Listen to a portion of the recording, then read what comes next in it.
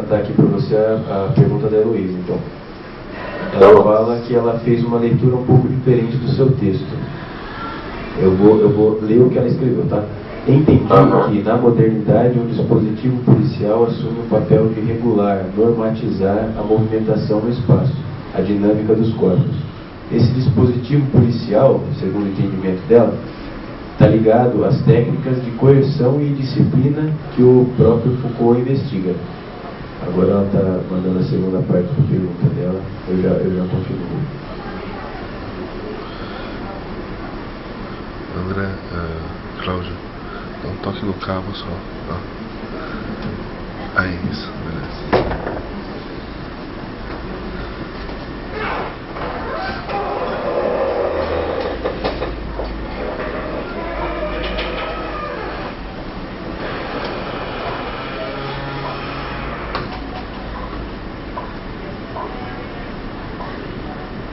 E aí a Heloísa continua.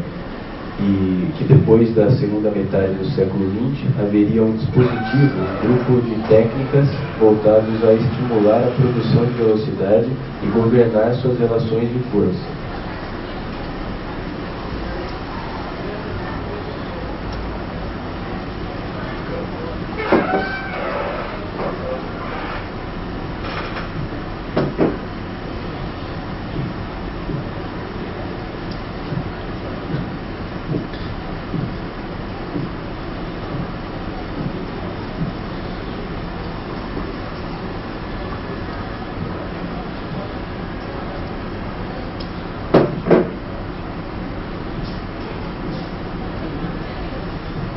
E aí a Heloísa diz que isso lembra uma passagem do Nascimento da Biopolítica, em que o Foucault explica como ele entende o estudo do foco de experiência, entre aspas.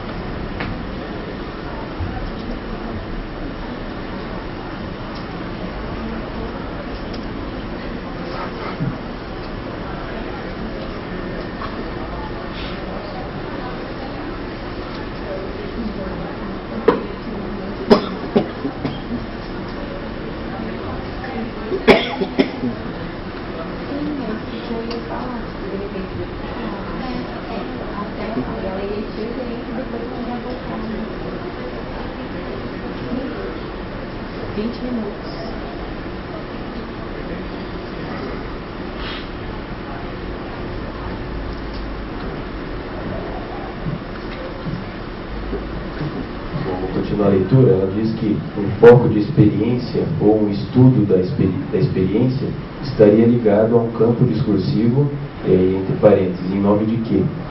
Que legitima, um campo discursivo que legitima dispositivos, técnicas de gestão que buscam interferir na produção da subjetividade e entendendo a produção de subjetividade como processos de escolha, de tomada de decisão. Ela vai continuar.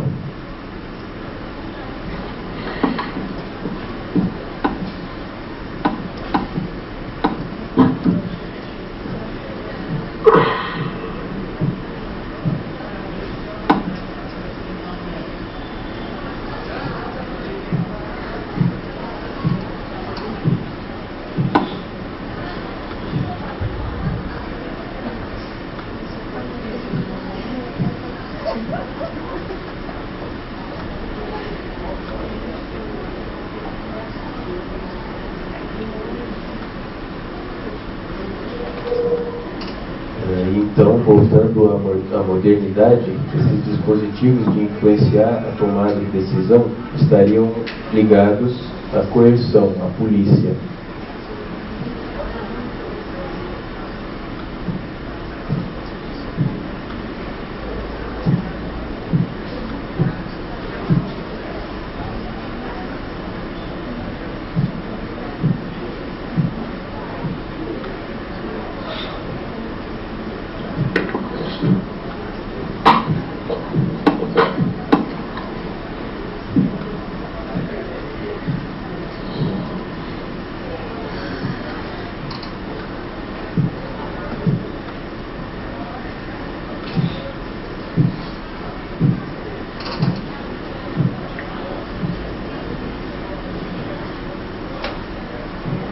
Aí a Heloísa se pergunta, e gostaria de saber se a sua pesquisa vai um pouco nesse sentido, como esse foco de experiência poderia ser entendido hoje, como esse foco de experiência poderia ser entendido hoje. Seria ainda um dispositivo de polícia ou estaríamos em outro dispositivo? Quais discursos legitimam esses dispositivos?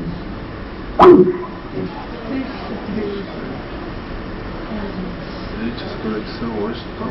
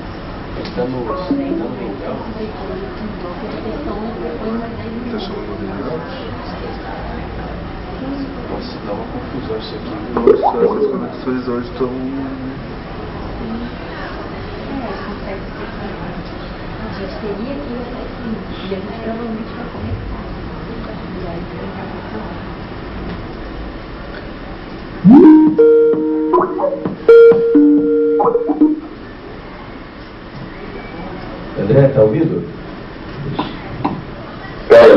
Peraí, Heloísa, rapidinho. Ô, Cláudia, eu tô falando com a Heloísa que eu tô escutando ela via Hangout. Ela vai fazer a pergunta e eu respondo aqui pelo Skype pra todo mundo ouvir, tudo bem? Tá ótimo, vai. Isso aí, Heloísa.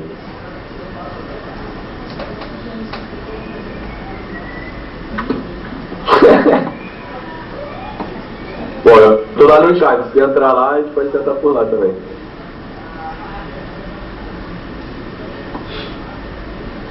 Então tudo bem.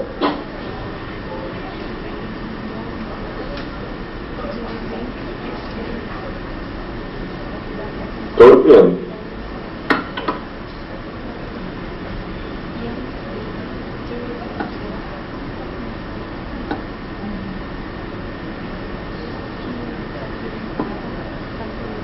Aham.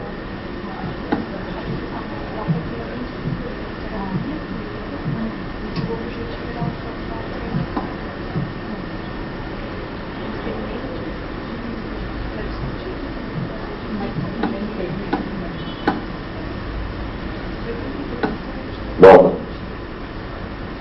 acho que deve estar saindo lá.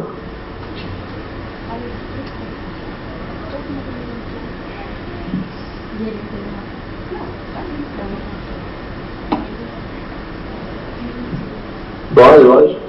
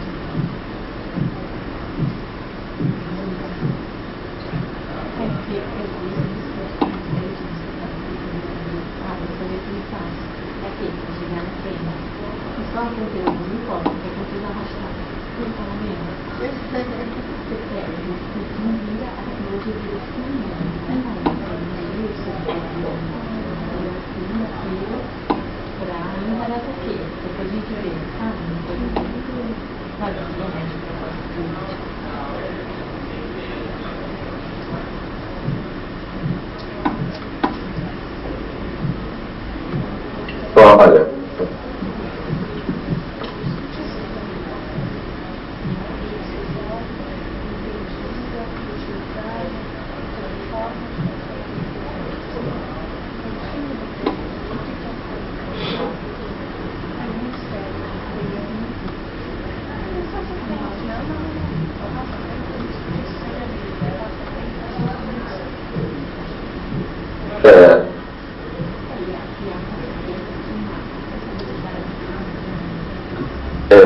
não, então, na verdade,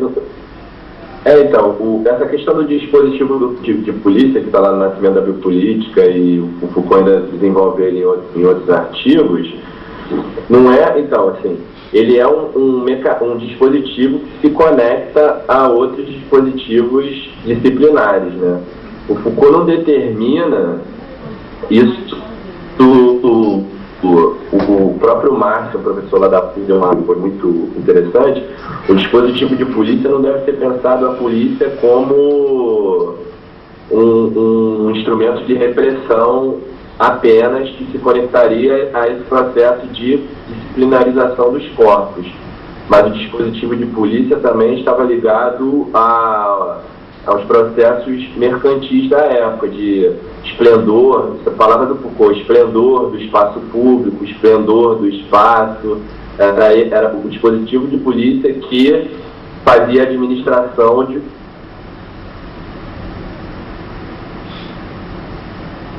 controlado.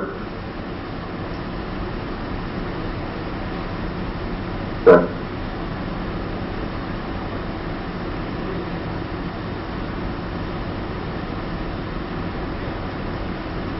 Pode continuar?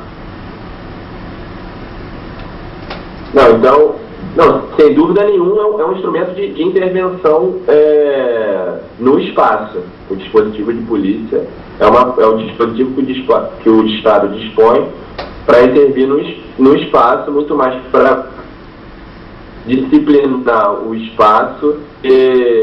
Mas é isso, assim, porque o Foucault fica muito sempre confuso, assim, porque não sabe o que aconteceu primeiro, ele não se importa muito com isso, né? Mas eu acho que quando ele está querendo reforçar essa questão do dispositivo de polícia, que, por exemplo, não está no Vigiar e Punir, não tem, né? Então, quando ele está começando a pensar esse dispositivo de polícia, justamente para pensar um primeiro embrião de uma forma de controlar, uma forma que ele chama de dispositivo de segurança, que é para controlar justamente fora desses espaços de confinamento. Então já começa, talvez, isso eu estou pensando agora, um momento de transição entre uma produção de subjetividade que disciplinava os corpos para uma produção de subjetividade que começava a estimular, incentivar as trocas no espaço comum das pessoas, entendeu? Mas, não sei, preciso... É uma leitura que eu estou fazendo agora, assim, e até no próprio texto está um pouco, talvez, encavalada, mas, sem dúvida nenhuma, no neoliberalismo, o que se tem é uma produção de subjetividade que estimula, incentiva e dá contra, e entrega, né, recompensas a quem participa desse processo de produção de movimentos, de riqueza e tal. É uma lógica inteiramente diferente. E o que me faz pensar mais ainda, por exemplo, no Brasil, que esse dispositivo de polícia, todas essas classificações que o Foucault faz, elas não ficaram muito claras para a gente. A gente não... Sociedade disciplinar, sociedade de controle, quando aconteceu para a gente foi tudo mesmo ao mesmo tempo, né? Então, enfim, são diferenças importantes de se demarcar que... Eu acho que você está certo no que você entendeu, né, da obra do Foucault.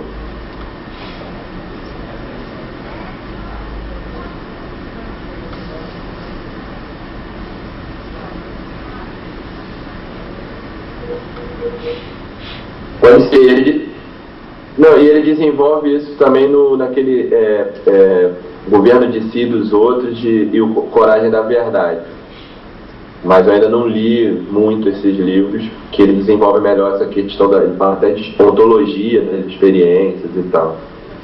Mas, tentando articular isso tudo Mas obrigado.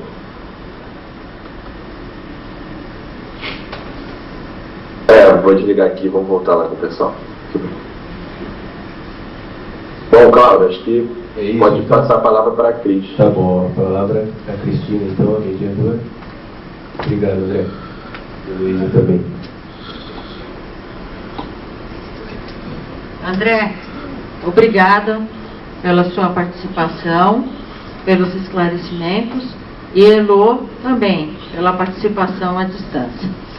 Agora vou...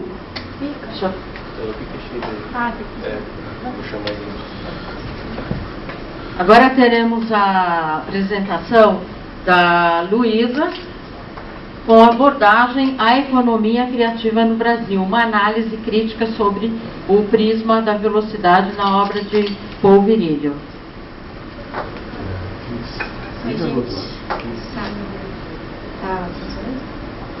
Obrigada pela presença. Esse tema da economia criativa eu estou desenvolvendo no meu doutorado, então eu fiz um recorte para analisar a economia criativa à luz da questão da velocidade, especificamente na obra do Paul Virilio. O objetivo de fazer esse recorte específico foi uma preocupação que surgiu ao longo da própria pesquisa com relação a dois aspectos, a duas abordagens que vem sendo falado sobre a economia criativa. Então, uma perspectiva que parte do governo, ou seja, das políticas públicas, para os setores culturais e de comunicação. E um segundo aspecto da economia criativa que estaria vinculado a uma organização espontânea de movimentos e grupos sociais que podem se articular ou não com o governo, com o Estado e com empresas. Então, eles inicialmente começam a partir de um movimento espontâneo e tem como base, como objetivo, a questão de propor novos usos do tempo e do território das cidades. A economia criativa ela está associada à passagem do trabalho material para o imaterial, então também no contexto que vem sendo classificado como pós-fordismo. Ela é uma estratégia política, uma reunião de políticas, na verdade, que tem três focos diferentes. O primeiro foco seria os setores analógicos, ou seja, o campo das artes, artesanato, antiguidades e patrimônio histórico. O segundo aspecto da economia criativa são os setores comerciais ligados aos meios de comunicação de massa, o rádio, TV, cinema, indústria fonográfica e editorial. E um terceiro aspecto seria os setores digitais, ligados aos softwares, aos games, à internet. E no Brasil, essa primeira classificação entre setores analógicos, comerciais e digitais, ela foi levantada na Inglaterra em 1998, no âmbito do Departamento de Cultura e Esportes, inglês, a respeito de um mapeamento sobre como estava o trabalho imaterial e questões mais diretamente ligadas à cultura na Inglaterra. No Brasil, essa classificação entre setor analógico, comercial e digital também foi considerada, mas tendo agregado a esses setores os setores relacionados, que são o campo do turismo, do esporte, do lazer, da gastronomia. A grande pergunta da economia criativa é como relacionar todos esses aspectos. Então, como o turismo poderia ser dinamizado a partir de uma manifestação cultural, de um aspecto específico da cultura de um povo ou de um país. Então, essas questões relacionadas, por exemplo, também aos eventos esportivos que o Brasil vai sediar agora, a economia criativa vem sendo entendida sempre em associação com esses grandes eventos, porque à medida que eles chegam a determinada cidade, eles promovem, juntamente com as empresas, o governo, a especulação imobiliária, um estudo do território e de lugares específicos onde esse território poderia ser melhorado, tendo em vista sempre o eixo, o foco, a cultura. Então, na minha pesquisa, eu falo dessa passagem entre a indústria cultural, que estaria mais próxima do Fordismo, ou seja, da produção homogênea em larga escala, e a economia criativa, ou as indústrias criativas no plural, ou seja, nessa articulação de todos esses setores, que envolve a cultura e a comunicação, e também os conteúdos digitais que podem ser, que são diretamente vinculados à propriedade intelectual, à criação de marcas e patentes, ou seja, um pressuposto muito marcado de geração de lucro e de exportação. Só que eu notei ao longo da pesquisa que havia duas economias criativas. Então essa que eu classifiquei como governamental, e eu chamo de biopoder, né? Também em referência à obra do Negri, do Hart e do Negri, que na verdade continuam a obra do Foucault. O Foucault não fez separação entre biopolítica e biopoder, isso é feito depois. Então, o Negri entende a biopolítica como uma resistência ao biopoder, então uma resistência da sociedade com relação ao poder constituído. Então, a biopolítica seria um poder constituinte, processual, né? Então, como eu disse no começo, a preocupação nesse artigo, nessa pesquisa específica, à luz, discutindo a velocidade, à luz da obra do Paul Virilio, está relacionada a uma preocupação com os novos usos do tempo e do espaço promovidos por esses movimentos que, a princípio, surgem de modo espontâneo.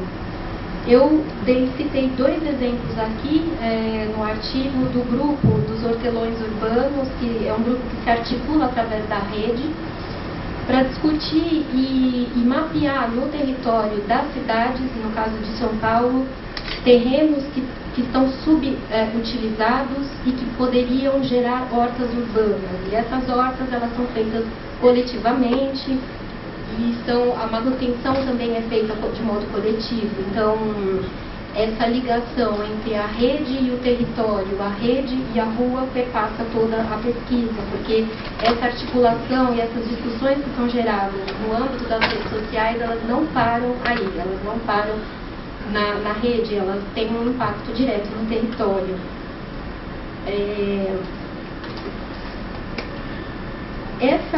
Isso que eu estou chamando de novos usos do tempo e do território, ao meu ver, eles confrontam justamente o imperativo da eficácia, da eficiência e da própria velocidade. Porque tem como pressuposto um pensamento, primeiro parte de uma ideia de colaboração, de um trabalho compartilhado, e que tenha esse uso específico do território, por exemplo, no caso dos hortelões, ao longo do tempo, existe uma permanência ao longo do tempo, uma proposta de que, à medida que o território da cidade seja pensado para que ele seja utilizado de modo que todos possam realmente utilizar, existe uma outra lógica de permanência, não são projetos que se desfazem no dia seguinte. Eles continuam e cada vez mais pessoas, cada vez mais participantes vão aderindo a isso. Um outro movimento que eu citei aqui como exemplo é o grupo Bicicletada. Esse grupo também se articula através da rede, mas ele foi decisivo na mudança que ocorreu em São Paulo nos últimos tempos, na criação de ciclofaixas na cidade. Então ele serviu como uma resistência realmente ao biopoder, atentando para o fato de que a gente precisava repensar o transporte coletivo, dando prioridade para as bicicletas e para próprio andar na rua, né, também, e também a questão do transporte coletivo mesmo, que a gente pode citar também como exemplo os acontecimentos recentes, também encadeados, muito articulados pela rede, que fizeram frente realmente ao biopoder e que depois tivemos êxito nesse sentido com relação à redução da passagem de ônibus. Então, esses dois movimentos foram significativos como resistência e como proposta de novos usos do tempo e do espaço. Então, aqui para terminar a minha fala, o objetivo desse artigo é confrontar esses dois modelos de desenvolvimento implícitos nas ações governamentais e nas práticas espontâneas, principalmente as que não se constituem a partir de uma política ou projeto de governo, embora possam com eles se articular em algum momento. O que está em questão são as estratégias de resistência que se articulam na rede, mas que vão para o território. E o artigo busca problematizar dois pontos específicos da obra do Virilio. O primeiro é com relação à desmaterialização do espaço, a sua volatilização, a perda do fundamento geográfico, que ele cita e que eu discordo por achar que não existe separação entre rede e território, entre cidade real e cidade virtual. O Virilio, na Bomba Informática, ele diz: a cidade real, relacionada ao Estado-nação, cede lugar à cidade virtual. Eu até grifei aqui no artigo a palavra cede, porque eu acho que não é uma questão de cessão, porque esses dois aspectos, a cidade real e a virtual, não estão apartadas, mas o contrário, elas se articulam e se comunicam e, ainda mais, uma depende da outra, né, no contexto atual. E o outro ponto é, o propósito do Paul Virilio não era realmente falar sobre a economia, mas o meu tema está todo assentado nisso, né, o próprio título já diz. Então, essa questão do aspecto econômico, né, o êxito cinético sobre o território e a otimização dos princípios funcionais e procedimentos operacionais de produção de resultados, né, aqui é uma citação do Trivino, são pressupostos que são facilmente observados na economia neoliberal. Então, dentro desse contexto, é imprescindível para mim falar sobre economia, mais especificamente sobre pós-fordismo. E, só para fechar, nessa questão da resistência biopolítica, me interessam muito os movimentos de êxodo e fuga dos padrões hegemônicos da economia. Então, pensar novas formas realmente de trabalho que passam pela cooperação, pela colaboração social. E que também são uma faceta da economia criativa, embora isso não seja muito discutido nos autores que são mais conhecidos dentro desse tema. Bom, com isso eu termino a minha fala e coloco à disposição para ouvir as perguntas e comentários.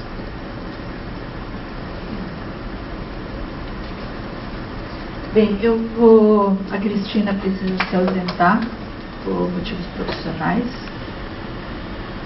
Eu vou substituí-la, abrindo então os debates em relação à fala da Luísa. Cíntia.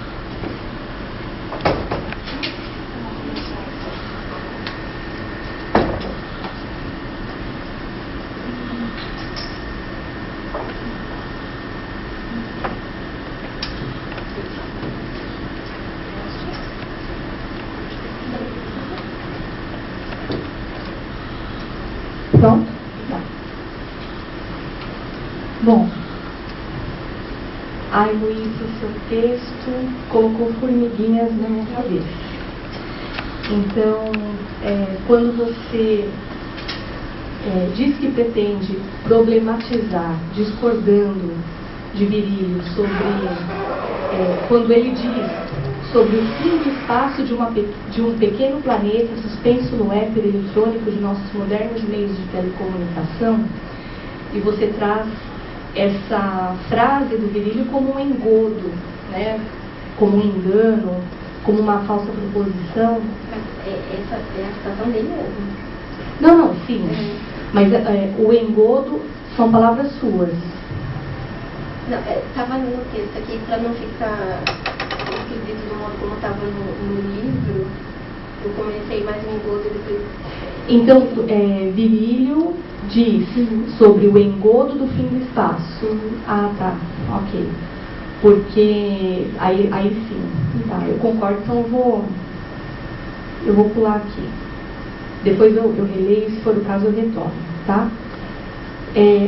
O ponto que eu gostaria de contribuir, e aí veja, é exatamente parte do meu objeto de estudo.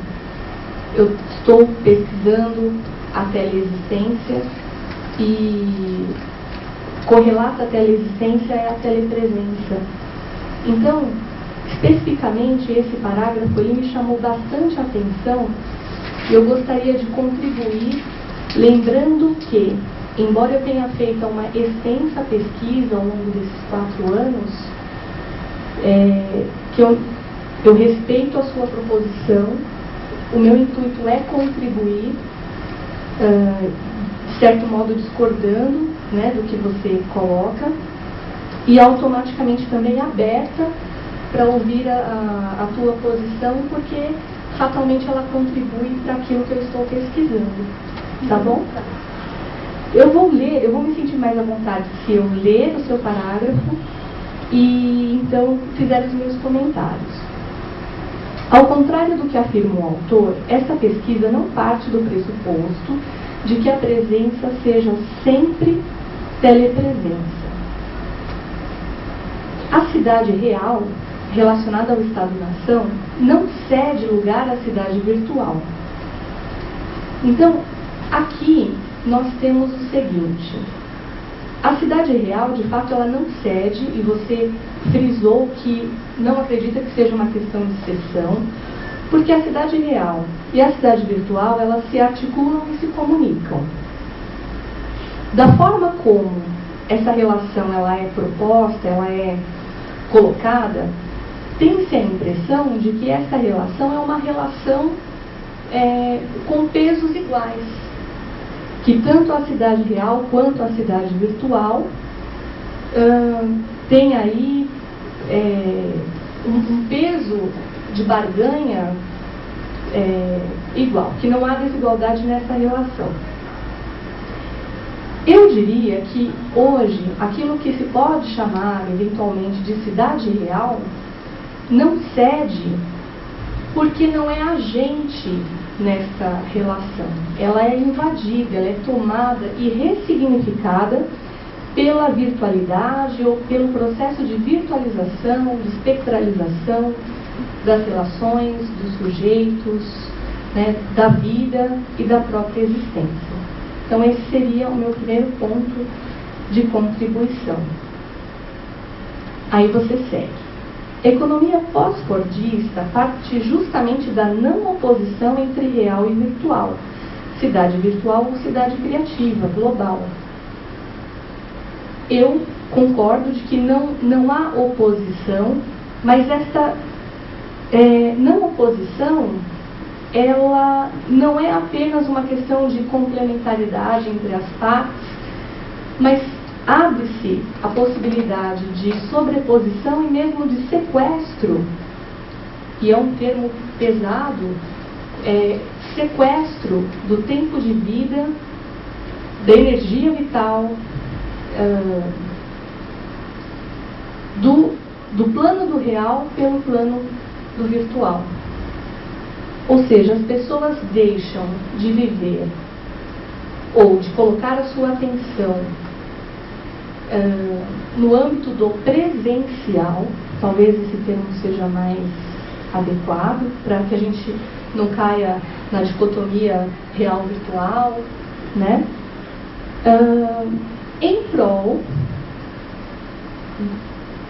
de estar no que eu tenho chamado de nulodimensionalidade ciberespacial, um conceito proposto por mim, mas como um desdobramento do que eu entendo, retomando a escalada abstracional de Flusser, né, como uma forma de entender o cyberspace ou essa espectralidade ciberespacial. Com isso, o que eu quero dizer?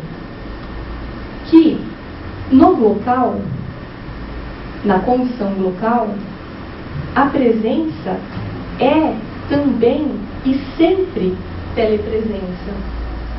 Porque se você está aqui e lá de forma intermitente, a ponto de, em dados momentos, ser impossível discernir entre esse lá e esse cá, presença é também sempre telepresença. Nesta condição, para que haja telepresença, deve haver menos presença. Né? Porque quando eu coloco que presença é também sempre telepresença, eu posso passar a impressão de que ambas as condições se dão de forma igual, com o mesmo peso, quando na verdade o que acontece é, para que você possa ser telepresente, você precisa estar menos presente, não no sentido de corpo presente, o corpo está ali, né, no aqui e agora, do tempo e do espaço. Entretanto, a atenção do sujeito sequestrada, né, o olhar sequestrado pela luz brilhante da tela, onde ele, nesse campo, nessa nulodimensionalidade ciberespecial, nesse campo imaginário, ele vai encontrar os outros distantes. Né? Então, com isso, de forma muito resumida, eu estou trazendo alguns pontos do que eu tenho estudado para poder contribuir com o desenvolvimento do seu texto, né? Se não para que você, de alguma forma, concorde com o que eu estou trazendo, mas para que você possa se posicionar né, de uma forma mais, enfim. Não estou negando que esses polos se articulem, se comuniquem, mas para mim fica sempre muito claro que o encantamento que nós vivemos pelas tecnologias do tele, o encantamento pela velocidade, pelo distanciamento, né, o pôr-se longe do contexto concreto de existência, é preponderante e é algo que a gente precisa considerar com bastante cuidado. É isso. Obrigada, Cindy.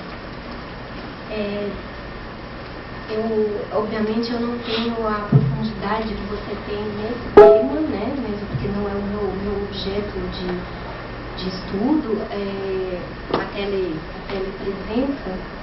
Mas eu fico pensando, quando desses movimentos as pessoas usam de tecnologias móveis no lugar, então elas estão presencialmente num lugar, numa manifestação que seja, com um dispositivo móvel onde elas se comunicam com quem está presente, né? Então, eu não... Dentro dessa visão assim, das tecnologias móveis, onde você está num lugar e ao mesmo tempo você está se comunicando com alguém que está à distância, e essa pessoa que está à distância te dá informações sobre o local onde você está. Então é nesse sentido que eu digo que eu não vejo essa separação tão cravada entre cidade real e virtual, por isso que eu disse que elas se interconectam. Você frisou bem, a cidade real ela não é um agente, ela não é o agente, né, da transformação, mas ela é invadida pelo virtual, ela é tomada pelo virtual. E com relação ao que você falou sobre o sequestro do tempo de vida, eu entendo o tempo atual, o pós-fordismo, como um tempo onde não existe muita separação mesmo entre tempo de vida e tempo de trabalho. E eu não vejo assim, exatamente dessa forma como você vê, como um sequestro, mas como um modo de vida do contemporâneo, onde as instituições e o biopoder vão se adequar a isso também de alguma forma. Então, assim, a princípio, o que eu posso te dizer agora é isso, mas eu vou pensar no que você falou, mesmo porque isso realmente exige um cuidado, porque é um tema específico, né, de falar sobre isso, de teleexistência, telepresença, então eu vou pensar mais sobre isso, mas de antemão eu já te digo que não consigo ver as separações, mas as ambivalências. Posso? Eu realmente me dediquei um tempo para pensar a respeito e, obviamente, é algo que pode vir a sofrer, é um posicionamento que pode sofrer modificações frente a outras leituras, empreendimento de novas pesquisas, enfim.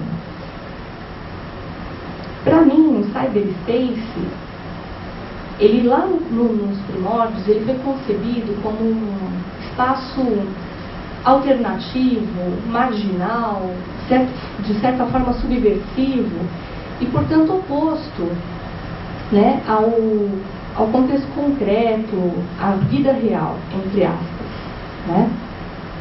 Muitos teóricos, eles têm discutido a pertinência de se manter o termo cyberspace, né, um espaço ciber, um outro espaço, portanto.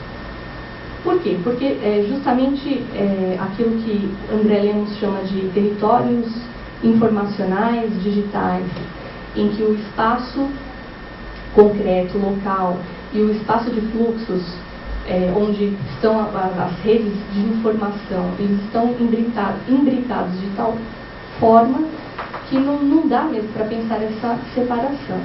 Então, se na minha fala eu causei essa impressão, né, de Souza, porque neste ponto nós realmente estamos de acordo. O que eu estou querendo dizer é que talvez seja pertinente, sim, manter a expressão cyberspace, ou termo, ou conceito, mas de forma ressignificada e pensando que hoje, se algo está em decadência, ou sofrendo alguma espécie de obsolescência, não é o cyberspace, mas o contexto concreto da experiência, né? Tal a invasão. Muitas das nossas atividades que ocorrem por meio, ou enfim, a pessoa acaba de acordar e liga primeiro o celular ou o computador para poder falar bom dia para os Facers, né? Não são percebidas como um sequestro ou outras palavras que possam fazer parte de um conjunto de análise mais carregado nas tintas, né, como diz o Trevinho, porque usar essas tecnologias é, de certa forma, sentir-se num passatempo. E por estar permeado pela lúdica, né, por uma dinâmica lúdica, e ter aí o seu quê de ser algo divertido, ser algo leve, nossa, como assim, né, um sequestro, né, enfim. Então, com isso eu quero dizer que não discordo que um novo modo de vida esteja surgindo, aparentemente ou até sensorialmente gostoso, né? Apertar os botões e de repente chega uma mensagem, uma foto, você dá risada, enfim. Mas as pessoas estão andando pelas ruas olhando para os dispositivos e não para as outras que estão passando. Elas assistem a uma formatura de um filho querido, segurando, né, empunhando a sua própria câmera, o seu próprio celular, porque tudo necessariamente precisa ser registrado e automaticamente compartilhado, publicizado, né, enfim. A pessoa que antes vivia, tirava uma foto, digitalizava, colocava na rede, hoje, em grande parte das suas atividades, ela vive em prol da rede, vive nas redes, ela está lá porque ela quer ter algo para postar, para causar alguma sensação a respeito de si, uma impressão a respeito de si nas redes, né? E, enfim, é só mesmo, sou apaixonada por esse tema e a oportunidade, né, do parágrafo possibilitou. Mas eu gostaria de fazer uma pergunta, porque eu também achei assim fantástico, deixa eu ver onde que eu anotei, sobre os grandes eventos, está na sua fala, na verdade, sobre os grandes eventos que, quando chegam a um determinado país, fazem um estudo do local. E aí eu não entendi, gostaria de entender, se esse estudo do local é para propor melhorias, para que o local possa se vender como local, para um padrão de consumo global, de localidades, ou se é um estudo para melhorar, e é interessante essa palavra, né? Tornar melhor o local, para que ele perca suas características locais, não para que ele acentue suas características locais, mas para que ele perca, se torne um espaço mais homogeneizado, tem uma cara global. Aí eu fiquei curiosa mesmo e gostaria de te ouvir. Eu gostei da pergunta. Então, quando esses grandes eventos eles vão para determinada cidade, esse estudo do local, ele sempre tem características de processos de gentrificação, né? Então, exclusão da população de baixa renda do entorno do local, é a primeira coisa. Depois, um replanejamento do território que se dá nas fachadas e na arquitetura para ficar uma coisa flat, lisa, que rompe com características talvez até da cultura do lugar. Então, a Copa e as Olimpíadas têm sido estudadas como modelos de economia criativa porque vem com esse discurso do desenvolvimento. Mas a minha pergunta ao longo do meu doutorado é que desenvolvimento, para quem e qual é a taxa de permanência desse desenvolvimento. Então, teve um caso emblemático no Rio de Janeiro, quando tentaram derrubar o Museu do Índio. Então, assim, como é que num país como o Brasil, onde a cultura indígena é fundamental para a constituição do povo brasileiro, como é que você pensa em derrubar um Museu do Índio para construir um estacionamento ou uma passagem que vai para o estádio? É absurdo, é muito absurdo, né?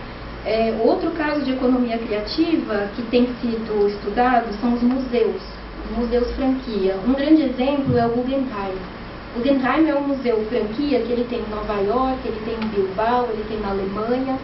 Só que se você for para Bilbao, para a Alemanha, para Nova York, é o mesmo museu. Então, se a economia criativa tem como pressuposto a diversidade, por que o Museu de Bilbao, por exemplo, ele não abarca a diversidade de Bilbao? Por que existe sempre essa lógica de criar um grande monumento que tende à universalidade? Então, assim, para você receber um número elevado de turistas, então eu tenho que retirar características da diversidade local. E isso é contraditório com o próprio discurso da economia criativa, que diz que tem a diversidade e a singularidade como pressuposto. Então, assim, a diversidade, sustentabilidade e inclusão social são os 3 pressupostos da economia criativa. Quando existe uma proposta desses grandes eventos, então, ou de ordem esportiva, ou no caso dos museus franquia, o que costuma ser feito no mapeamento desse território é como desenvolvê-lo, então levar transporte, abrir novos metrôs e tudo, mas à custa de uma limpeza social, né? Então, para mim, eu não considero isso como desenvolvimento. Essa é a minha crítica em relação a esses. E é interessante como essa limpeza, ela, novamente, é o sacrifício, entende? Do concreto, do real, por favor, entre aspas, em prol de uma imagem global. Que eu complementar, o que fica é a promoção de uma imagem. Que imagem de Brasil que a gente quer vender para o exterior para ter um número X de visitantes na Copa. Então começa a se criar uma série de imagens também estereotipadas, né, que vão sendo vinculadas na mídia. Começa também todo um discurso de não, agora as favelas estão pacificadas, tudo isso a gente sabe que é a custa de ter que é feito. Né? Muito obrigada.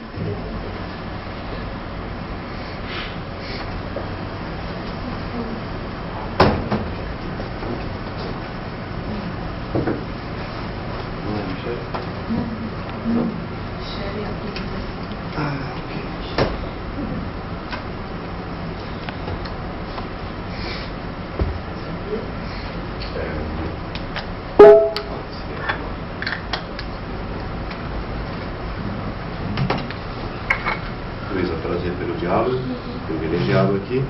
Eu quero, infelizmente, ser breve, né? Dado o nosso horário, a Angela já me sinalizou.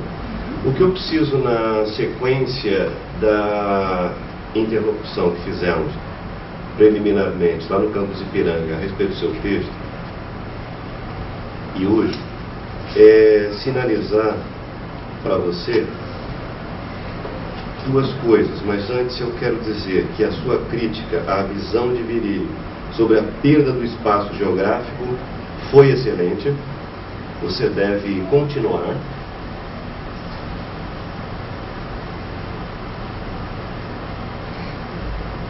Acho que o Paul Virilio faz uma abordagem um pouco extrema, como arquiteto e urbanista, a respeito do efeito devastador que a comunicação opera no objeto profissional dele, que é o urbano, o espaço, enfim, e de repente ele vê tudo isso abolido num clique, quer dizer, numa transição de um século, simplesmente mata o planeta inteiro. E ele fica atônito. Com razão, mas na realidade o espaço não se perde, a geografia não é abolida, ela apenas renasce de outra forma, porque a comunicação recria tudo isso. Então vale aí uma ponderação, sim, à concepção de Paul Virilio. Então eu estou estimulando que você traga um conhecimento novo para nós, mas que seja evidentemente uma crítica, uma atenção justa, né? Justa em relação a Paul Virilio, que é um autor de uma perspectiva muito cara, não a nós, mas cara à história do pensamento crítico do século XX. Então vale a pena ouvi-lo, apenas ouvi-lo com muita atenção. Segunda coisa, eu acho que você resolveu aquela questão do biopoder e da biopolítica. Lembra que a gente tinha considerado, enfim, ali no texto constam sentidos justos sobre o conflito entre o biopoder e a biopolítica, o que é e quais são os atores do biopoder, da biopolítica, quais são as características de cada qual. Ainda assim, considero esse caminho de pensamento com base em Foucault, Deleuze e sequência esquemático. Eu sempre te disse isso. Nunca me omiti a respeito. Porque ele é bipolar. Por um lado uma coisa, por outro lado outra. Ele é maniqueísta. Tem o biopoder e a biopolítica. É uma forma de ler aquilo que Marx leu com a classe burguesa, a classe proletária. E o Negri, marxisticamente, lê como o império e a multidão. Eu fico imaginando se a realidade é assim esquemática, simples, reduzida a dois elementos que aglutinam todas as forças diferenciais. Se não há um borrão aí entre as coisas. Mas essa é uma questão minha, pessoal, e que eu queria que você não levasse em conta no seu texto. Que você seguisse a tradição que você está desenvolvendo, que é do seu doutorado, e que vai aterrar um pensamento crítico. E o que me interessa é isso. Onde está a atenção? Tem. Então o texto tende a ser frutífero. Se não é laudatório, descritivo, ufanista, aí não me interessa. Mas eu tendo, evidentemente, por dever de ofício, a considerar que a realidade é muito mais complexa do que aglutinada em duas forças opostas. Duas forças opostas. Que pode até ser dialética, serem dialéticas. E Foucault tinha um pouco isso, mesmo na microfísica e tal, e dizendo, não, eu já estou além da dialética, a dialética não me interessa, mas ele sempre respeitava Marx. Então, dito isso, eu acho importante que eu tinha que ler o texto, mas não vai dar tempo, para pedir um esclarecimento a você. Você já fez um esclarecimento a respeito do que, como é que seria, não é, esse conflito entre o biopoder e a biopolítica, no caso da economia fordista e as economias criativas, do imaterial. Perfeito, eu me dou por, digamos, a obra, o texto está em desenvolvimento, então está ok. Agora, o que eu considero é o seguinte: como na verdade o seu texto ele está nucleando um pensamento sobre a questão da velocidade, como é que a velocidade opera aí, tá certo? Se distribuindo, ora, pro biopoder, e como se articula e se estrutura aí, e por outro lado, no campo da biopolítica, os hoteleiros, bicicleteiros, os pontos de cultura por esse lado da biopolítica, e você vê claramente aí como a velocidade se articula e tal. O que eu ia perguntar é como é que de fato se opera, como é que você vê essa articulação, para nos contar um pouco mais. Mas não há necessidade, você foi até o limite que te foi possível na resposta à Cíntia. O que eu considero importante é o seguinte: primeiro, é que quando você trabalha a caracterização da economia industrial para a economia criativa, coloca as duas em confronto, certo? Desdobra a economia criativa como a economia do imaterial e diz que ela é pós-fordista. Existe uma economia pós-fordista que é de biopoder. Você considerou a economia pós-fordista como sendo aquela criativa. Mas existe uma que é de tipo estimulada por governos de países desenvolvidos. São outros modos de acumulação, não necessariamente fordistas ou pós-fordistas, mas estão já além, teorias Z, as teorias flexíveis da administração, uma série de coisas aí, e que fazem com que a economia pós-fordista não esteja somente do lado da economia criativa.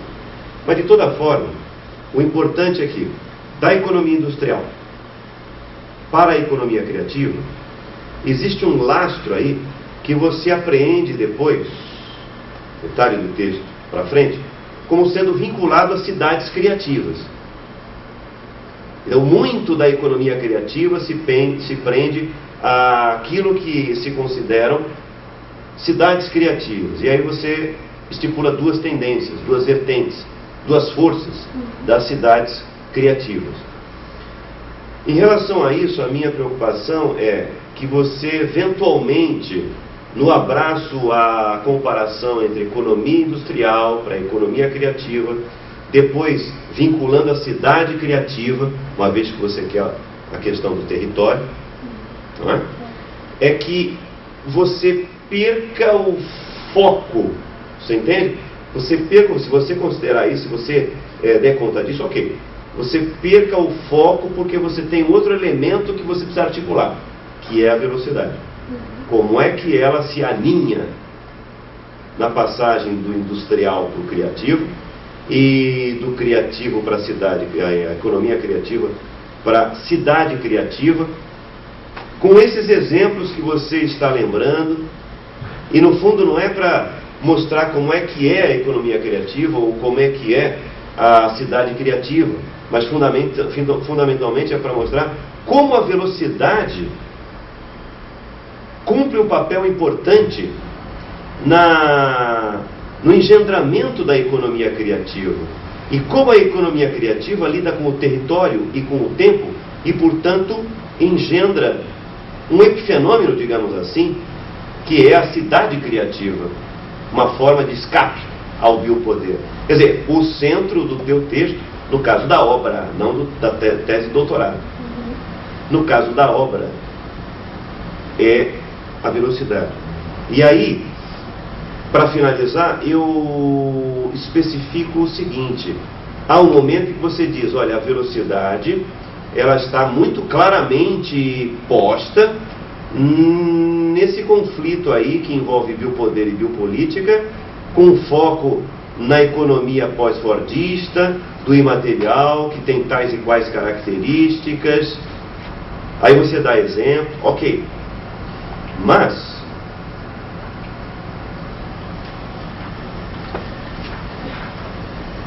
quando nós abrigamos a categoria da velocidade, e você cita uma vez, e depois começa a trabalhar com a categoria do tempo, quando nós trabalhamos com a categoria da velocidade, nós fundamentalmente estamos trabalhando com a categoria do tempo.